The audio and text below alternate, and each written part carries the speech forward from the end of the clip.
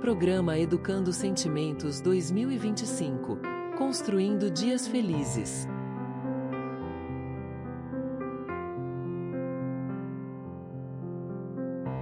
Se durante um dia alguém gravasse o que você fala, sem seu conhecimento, e depois lhe apresentasse a gravação, o que você sentiria? Já analisou o teor da sua fala? Falar é mostrar o que existe dentro de nós. É expressar o que somos, o que pensamos, o que desejamos. A palavra é ferramenta. Ela pode socorrer, estimulando os caídos a se levantar, aqueles que dormem a despertar, os equivocados a se corrigir e os agressivos a se acalmarem. As nossas palavras são expressas em forma de sons que vêm revestidos dos nossos sentimentos. Há pessoas que produzem uma balbúrdia onde se encontram, revelando seu panorama íntimo.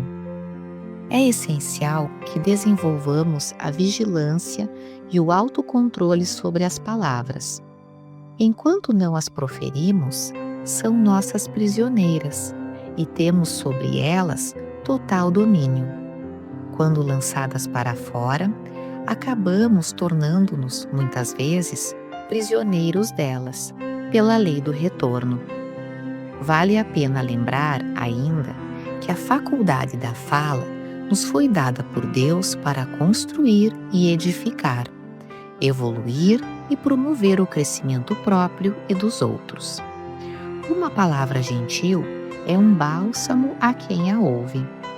Uma palavra fraterna reergue quem estava pensando em desistir. Uma palavra cordial é capaz de pacificar e aquietar almas em convulsão.